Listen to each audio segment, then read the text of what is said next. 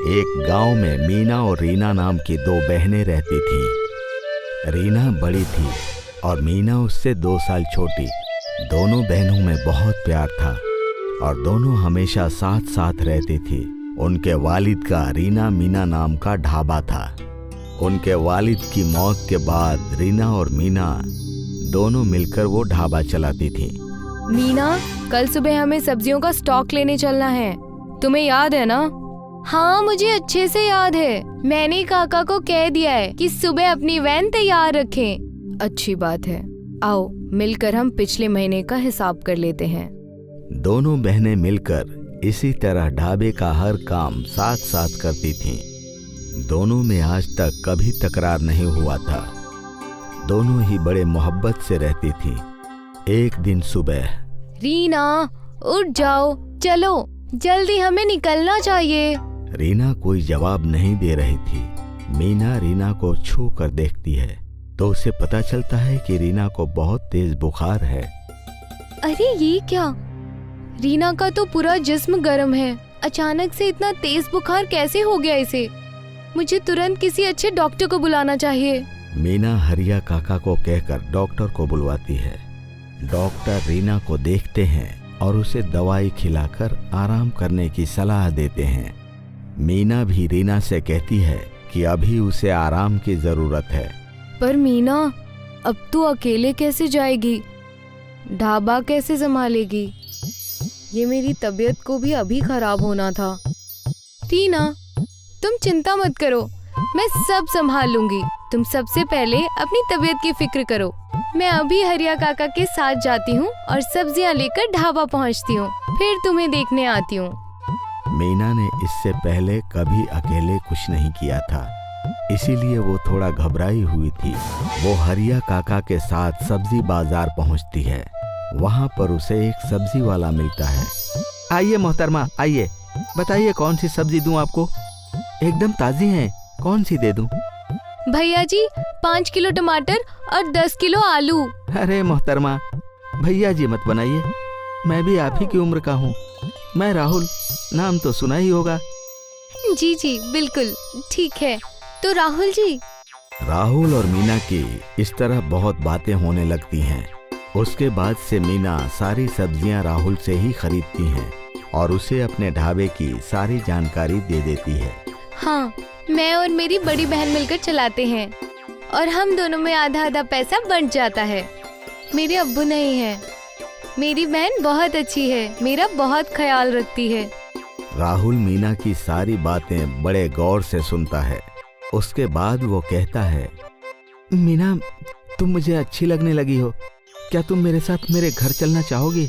हाँ, पर मुझे तो अभी ढाबे पर जाकर काम करना है ना। आज तो मेरी बहन भी नहीं है, ना जाने अकेले मैं सब कुछ कैसे कर पाऊंगी। ठीक है, चलो मैं तुम्हारे साथ चलता हूँ। फिर तुम्हें अकेले कुछ नहीं करना पड़ेगा और मैं तुम्हारे साथ वक्त भी बिता पाऊंगा। मीना राहुल को अपने साथ ढाबे पर ले आती है। ढाबे को देखकर राहुल कहता है, तुम्हारा ढाबा तो बहुत ही बेहतरीन है, बस एक ही कमी है इसमें। इसका नाम रीना मीना ढाबा नहीं बल्कि मीना ढाबा होना चाहिए था। तुम इतनी खूबसूरत हो, मेहनती हो और मेरी तो ख्वाहिश है कि इसका नाम मीना ढाबा होना चाहिए। नहीं, तुम कैसी बातें कर रहे हो? ये काम हम दोनों बहनों की मेहनत से चलता है, इसलिए इसका नाम रीना मीना ढाबा ही रहेगा। अब मैं हूँ ना तुम्हारे साथ मेहनत करने के लिए। अब तुम्हें अपनी बहन की क्या जरूरत है? सोचो, ये पूरा ढाबा अगर तुम्हारे नाम पर हो जाता है तो तुम कितनी बेहतर जिंदगी जी पाओगी। रीना की तबीयत कुछ दिन और खराब रहती है और इधर राहुल धीरे धीरे मीना को रीना के खिलाफ भड़काने लगता है। वो उससे कहता रहता है कि तुम ये ढाबा अपने नाम करवा लो और फिर मैं तुमसे शादी कर लूंगा और हम दोनों मिलकर एक खुशहाल जिंदगी बिताएंगे। मीना धीरे धीरे उसकी बातों में आ जाती है और फिर ढाबे के कागजात बनवाकर और फिर रीना से उस पर गलत तरीके से सही करवा लेती है। रीना की तबीयत ठीक नहीं होती, इसीलिए वो बिना कुछ पूछे कागजात पर सही कर देती है। इसके बाद मीना ढाबे का नाम रीना मीना ढाबा से बदलकर मीना ढाबा कर देती है और राहुल के साथ रहने लगती है। अब रीना की तबीयत ठीक हो जाती है और वो ढाबे पर आती है। जैसे वो राहुल को देखती है तो उसे ये महसूस होने लगता है कि राहुल बिल्कुल ठीक आदमी नहीं है। मीना, ये सब तुमने क्या कर दिया? ये हमारा बोर्ड क्यों चेंज कर दिया? और ये लड़का कौन है? अब ये ढाबा मेरा है, तुम्हारा इस पर कोई हक नहीं।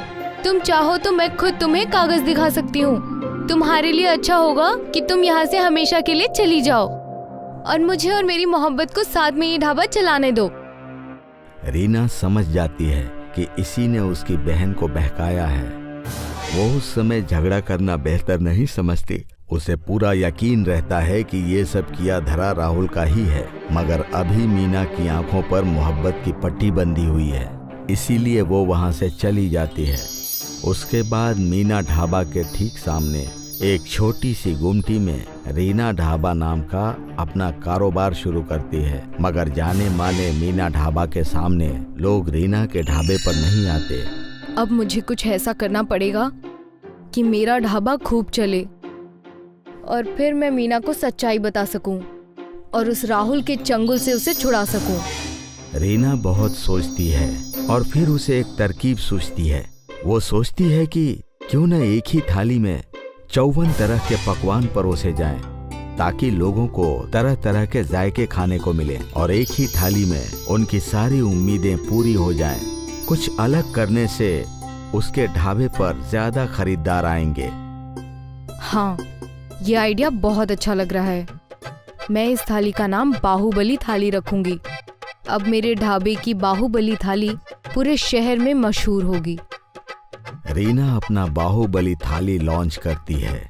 देखते ही देखते उसकी बाहुबली थाली पूरे शहर में मशहूर हो जाती है और उसका रीना ढाबा बाहुबली रीना ढाबा के नाम से जाना जाने लगता है। वो बहुत पैसे कमाने लगती है और अपने ढाबे को बहुत बड़ा बना देती है। उसके सामने अब मीना ढाबा चलना बंद हो जाता है। एक रात को जब वो अपना ढाबा बंद कर रही होती है तो उसे सामने से चिल्लाने की आवाज आती है। अरे अब तो तुम्हारे पास चवन्नी भी नहीं बची है। मैं तुम्हारे साथ नहीं रह सकता, चलता हूँ। तुम अपने इस ढाबे को संभालो और नहीं संभाल सकती तो इसी ढाबे में तुम खुदकुशी कर लेना। पर तुमने तो कहा था कि तुम मुझसे बेहद मोहब्बत करते हो और किसी भी हालत में मुझे छोड़कर नहीं जाओगे। जब तक दौलत है तब तक मोहब्बत है। अब मुझे तुम्हारे पास कोई फायदा नहीं दिखता। ये सब सुनकर मीना रोने लगती है। राहुल वहां से चला जाता है और तभी रीना उसके पास आती है और उसे गले लगा लेती है। मीना बहुत रोती है और रीना से माफी मांगती है, पर रीना मीना को माफ कर देती है और फिर दोनों बहनें मिलकर दोनों ढाबों को बहुत अच्छे तरीके से चलाती हैं और पूरे शहर में उनका नाम हो जाता है। एक गांव में किशोर नाम का एक गरीब आदमी रहा करता था। किशोर सुबह सुबह अपने काम पर जाने के लिए निकल रहा था कि तभी उसकी बीवी चंपा उससे बोली, घर पर राशन पानी खत्म हो गया है। शाम को जब घर आना तो थोड़े दाल चावल और आटा ले आना। ऊपर वाले से दुआ करना चंपा कि आज मुझे कोई अच्छी सवारी मिल जाए। मैं आपसे कितनी बार कह चुकी हूँ कि आप अपने हाथी को बेचकर कोई दूसरा कारोबार शुरू कर दीजिए। नहीं चंपा, ये हाथी मेरे अब्बू की निशानी है। अरे ऐसी निशानी से क्या फायदा जिससे हम दोनों की भूखे मरने की नौबत आ जाए। अपने मन में कभी भी नाराजगी को जन्म नहीं देना चाहिए। हर रात के बाद सुबह होती है। इतना बोलकर किशोर अपने घर से निकल गया। वो अपने हाथी पर बैठकर कुछ ही दूर चला था कि तभी गांव का मुखिया किशोर से बोला, किशोर, तुम्हारा ये हाथी आखिर किस काम का है? मैं कुछ समझा नहीं मुखिया जी। किशोर, तुम जिस कस्बे में रहते हो उस कस्बे में एक टूरिस्ट नहीं आता। पूरा दिन तुम इस हाथी पर बैठकर घूमते रहते हो और एक एक रुपया लेकर बच्चों को सैर पर घुमाते हो। जितना कमाते हो उससे ज्यादा तो तुम्हारा ये हाथी खा जाता है। जो भी है मुखिया जी, लेकिन मैं बहुत खुश हूँ। आज जमींदार पूछता हुआ मेरे पास आया था, बोल कर गया कि किशोर मिले तो उससे कह देना कि मेरे हवेली आ जाए। मुखिया के कहने पर किशोर जमींदार की हवेली पर पहुंच गया। मुखिया जी बता रहे थे कि आपने मुझे याद किया है। हाँ हाँ, याद किया। दरअसल तुम्हारे अब्बू ने मुझसे कर्ज लिया है और वो कर्ज देने से पहले ही जन्नत चले गए। वो कर्ज अब तुम चुकाओगे। जमींदार साहब, मेरे अब्बू ने अपना खेत भी तो आपके पास गिरवी रखा है। तुम्हारे उस अब्बू के बंजर खेत का मैं क्या अचार डालूंगा? मुझे मेरे पैसे चाहिए। अगर 1 महीने के अंदर अगर तुमने मेरे पैसे नहीं दिए तो मैं तुम्हारा हाथी तुमसे छीन लूंगा और तुम्हारे बंजर जमीन के कागज तुम्हारे मुंह पर मार दूंगा। अब तुम जा सकते हो।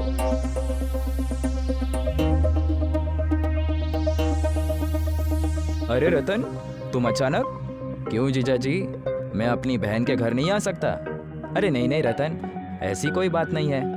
अचानक तुम्हें देखा ना, इसीलिए ऐसा पूछा। क्या बात है जीजा जी, आपके चेहरे पर ये फिक्र कैसी? अब तो मैं क्या बताऊं, अब्बू ने जमींदार से कुछ पैसे कर्ज में लिए थे और बदले में अपना खेत उसके पास गिरवी रख दिया था। आज जमींदार ने मुझे बुलाया और कहा कि मेरे अब्बू का कर्ज मुझे चुकाना पड़ेगा। अगर मैंने 1 महीने के अंदर उसका कर्ज नहीं चुकाया तो वो मेरे हाथी को, यानी कि मेरे अब्बू के आखिरी निशानी को भी मुझसे छीन लेगा। जहाँ तक मैं जानता हूँ जीजा जी, आप कभी भी हिम्मत नहीं हारते। तो आप आराम से सो जाइए, हम सुबह इस मसले को सुलझाने की कोशिश करेंगे। रतन की बात सुनकर किशोर मुस्कुराने लगा। अगले दिन जमींदार के पास मुखिया आकर बोला, जमींदार साहब, क्या किशोर आपके पास आया था? हाँ हाँ, आया था। जैसे आपने कहा था मुखिया, मैंने वैसा ही किया। बहुत अच्छा किया जमींदार साहब। आप नहीं जानते कि उसके पास जो हाथी है उसकी कीमत बाजार में कितनी हो सकती है। देखो मुखिया, तुम्हारे कहने पर मैंने उसे 1 महीने का वक्त दे दिया है, लेकिन ऐसा न हो कि वो 1 महीने के अंदर अपने अब्बू का सारा कर्ज मेरे मुंह पर मार दे और मेरे हाथ से उसके अब्बू की गिरवी उपजाऊ जमीन भी चली जाए, जिससे हर साल मुझे लाखों का फायदा होता है। फिक्र मत कीजिए जमींदार साहब, मुझे पूरा यकीन है कि किशोर 1 महीने में वो रकम आपको नहीं दे सकता। आखिर वो कमाता ही कितना है। और मैंने तो सुना है कि कभी कभी उसके घर में चूल्हा तक नहीं जलता। मैं आपका और भी लाखों का फायदा करवा दूंगा। इतना बोलकर मुखिया वहाँ से चला गया। इधर रतन अपने जीजा किशोर से बोला, जीजा जी, मेरा जो ढाबा है, आप वहाँ काम क्यों नहीं करते? नहीं रतन, मैं अपना कस्बा छोड़कर नहीं जाऊंगा। जीजा जी, आप समझते क्यों नहीं? आपका कस्बा सुंदर पहाड़ियों पर बसा हुआ है। यहाँ पे ज्यादा टूरिस्ट लोग नहीं आते। आपका हाथी इस कस्बे में किसी काम का नहीं। तुम फिक्र मत करो रतन, मैं कोई ना कोई रास्ता ढूंढ लूंगा। रतन वहाँ से चला गया और किशोर रात के वक्त गहरे ख्यालों में डूबा था। किशोर की बीवी चंपा किशोर से बोली, अब आप क्या करेंगे जी? अगर 1 महीने के अंदर आपने जमींदार को पैसे नहीं दिए तो वो आपके पापा की आखिरी निशानी भी आपसे छीन लेगा, जिससे आप सबसे ज्यादा मोहब्बत करते हैं। मैं इसी बात को लेकर परेशान हूँ चंपा। मुझे समझ में नहीं आ रहा है कि जमींदार मेरे अब्बू की गिरवी रखी हुई खेत को बंजर क्यों बोल रहा है। जरूर हमारे गांव के मुखिया ने उसके कान भरे होंगे। आपके खेत से उसे लाखों का फायदा होता है। क्या ऐसा नहीं हो सकता कि हम उसके पैसे चुका दें और आपका खेत आपको वापस मिल जाए? चंपा की बात सुनकर रतन गहरे ख्यालों में डूबते हुए बोला, जो मैंने सोचा, अगर उस सोच में अगर मैं कामयाब हो गया तो ऐसा बिल्कुल हो सकता है। वो कैसे? कल बताऊंगा। अगली सुबह किशोर जंगल से बहुत सारी लकड़ियां काट कर ले आया और लकड़ियों को काट काट कर तांगे का आकार देने लगा। चंपा, आ जाओ, मेरी मदद करो। चंपा अपने पति किशोर की मदद करने लगी। 2 दिन के अंदर ही किशोर ने एक सुंदर बड़ा तांगे का बॉक्स बनाकर तैयार कर दिया। इसके ऊपर एक खूबसूरत पेंट करना रह गया है ताकि ये और भी खूबसूरत लगने लगे। चंपा ने उस लकड़ी के बॉक्स को रंग बिरंगे रंगों से रंग दिया। किशोर ने उस लकड़ी के बॉक्स को हाथी के पीछे ठीक वैसे ही फिट कर दिया जैसे घोड़े के पीछे तांगा फिट होता है। ये तो बड़ा खूबसूरत लग रहा है जी। इस तरह से तो आप अपने हाथी से घोड़ा गाड़ी का भी काम ले सकते हैं। हमारी आमदनी बढ़ जाएगी। आपका दिमाग तो कमाल का है जी। नहीं चंपा, मेरे ख्याल में तो कुछ और ही चल रहा है। जब रतन ने ढाबे पर काम करने के लिए मुझसे कहा तो मेरे दिमाग में एक तरकीब आई थी कि क्यों ना मैं अपने हाथी पर इस तरह का बॉक्स बनाकर चलता फिरूं और एक चलता फिरता ढाबा खोल लूं। आजकल आधुनिक जमाना है और लोग कुछ नया करने की कोशिश करते हैं। आप बिल्कुल सही कह रहे हैं जी। किशोर अपने हाथी को लेकर सीधे रतन के गांव पहुंच गया। रतन बुरी तरह से चौंकता हुआ किशोर को देखकर बोला, अरे वाह जीजा जी, आपने तो कमाल कर दिया। ये तो बहुत ही खूबसूरत दिख रहा है। आपने तो घोड़ा गाड़ी की बजाय हाथी गाड़ी बना दी। तुम मेरी मदद करना चाहते थे ना रतन? मैं चाहता हूँ कि तुम मुझे अपने ढाबे से कुछ अच्छा बनाकर दे दो। मैं तुम्हारा बनाया हुआ खाना अपने इस हाथी गाड़ी पर लेकर घूमूंगा। शाम तक जो भी मुनाफा होगा आधी आधी बांट लेंगे। अरे जीजा जी, आपका ये हाथी ढाबा तो दौड़ेगा। और हाँ, मैं सिर्फ खाना ही नहीं बनाऊंगा, बल्कि अब आपके हाथी गाड़ी पर बैठकर लोगों को अपने हाथों से खाना खिलाऊंगा भी। रतन ने बहुत ही लजीज खाना बनाकर तैयार कर दिया और बड़ी ही खूबसूरती से रतन की हाथी की बग्गी में सजा दिए। किशोर रतन को बैठाकर हाथी को लेकर चल दिया। वो कुछ ही दूर पहुंचा था कि तभी उसे एक खड़ी हुई बस नजर आई। बस का कंडक्टर किशोर के पास आकर बोला, अरे भाई, तुम्हारी हाथी गाड़ी से तो बहुत ही अच्छी खुशबू आ रही है। कंडक्टर साहब, ये एक तरह का ढाबा है और अगर आप चाहे तो खाना खा सकते हैं और अपनी सवारी को भी यहाँ बुलाकर खाना खिला सकते हैं। कंडक्टर तुरंत अपने सवारियों को वहाँ पर ले आया और वो सब अंदर बैठकर खाने का लुत्फ उठाने लगे। एक आदमी खुशी से बोला, बहुत ही लजीज खाना है, मजा आ गया। मैंने इन पहाड़ों पर जब बस खराब हो जाती थी तो घंटों भर भूखा रहना पड़ता था। अब तो ये मसला भी खत्म हो गया। मैंने इसमें मेरा मोबाइल नंबर डाल दिया है साहब। आपको कभी भी बुलाना हो आप बस फोन कर दीजिएगा, मैं तुरंत पहुंच जाऊंगा। कुछ ही दिनों में किशोर का हाथी गाड़ी ढाबा आसपास के इलाकों में मशहूर हो गया और दूर दूर से सैलानी सिर्फ हाथी गाड़ी ढाबे में बैठकर खाने का लुत्फ उठाने के लिए किशोर के गांव आने लगे। आपने तो कमाल कर दिया जी। आपने तो वो सब करके दिखा दिया जो मैं कभी ख्यालों में भी नहीं सोच सकती थी। हमारे गांव में सैलानी नहीं आते थे, लेकिन अब सिर्फ आपके हाथी गाड़ी ढाबे को देखने के लिए और खाने का लुत्फ उठाने के लिए यहाँ पर सैलानी आने लगे। ये सब ऊपर वाले का एहसान है चंपा। जीजा जी, आपकी मेहनत को भी नजरअंदाज नहीं किया जा सकता। आपके दिमाग का जवाब नहीं। आज जो भी टूरिस्ट आता है सिर्फ आपको पूछता हुआ आता है। ऐसे ही एक महीना बीत गया। जमींदार साहब, ये आपके चेहरे पर ये गुस्सा क्यों झलक रहा है? बकवास बंद करो मुखिया। मुझे लगता है कि मुझे तुम्हारी बातों में आना ही नहीं चाहिए था। क्या मतलब? अरे तुम्हें पता भी है, आज कस्बे के लोग मेरे और तुम्हारी नाम की बजाय किशोर के नाम की माला जप रहे हैं। दूर दूर से टूरिस्ट सिर्फ नाम पूछते हुए यहाँ पर आते हैं और ये सब कुछ 1 महीने में हुआ है मुखिया। 1 महीने में कोई भी किशोर का नाम तक नहीं जानता था। मुझे लगता है कि मैंने तुम्हारी बात मानकर बहुत बड़ी गलती कर दी है। फिक्र मत कीजिए, लोग उसका नाम पूछते हुए आते हैं तो इसका मतलब ये नहीं कि वो इतना पैसे वाला हो गया है कि वो अपने अब्बू का कर्ज चुका दे। देखना, कुछ वक्त के बाद वो यहाँ आएगा और कहेगा कि जमींदार साहब पैसों का इंतजाम नहीं हो पाया। उसी पल आप उसके हाथी को छीन लेना। और अब हाथी गाड़ी ढाबा में बदल गया है, आपको डबल मुनाफा हो जाएगा। तभी वहाँ पर किशोर गांव के कुछ लोगों के साथ आ पहुँचा। ऐसा कभी नहीं होगा मुखिया जी। आपने जो ख्वाब देखा था वो अधूरा ही रह जाएगा। तुम कहना क्या चाहते हो? किशोर ने अपनी जेब से नोटों की गड्डी निकालकर जमींदार के मुंह पर मार दी। ये क्या बदतमीजी है किशोर? ये बदतमीजी नहीं जमींदार साहब, बल्कि ये कर्ज चुकाने का मेरा स्टाइल है। अब जल्दी से मेरे अब्बू के खेत के कागज मुझे जल्दी वापस कीजिए, जो कि आपने वादा किया था। मैंने ऐसा तुमसे कोई वादा नहीं किया था।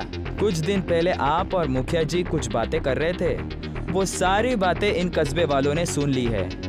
इससे पहले कि ये कस्बे वाले कुछ कर बैठे, आप मुझे मेरा खेत वापस दे दीजिए।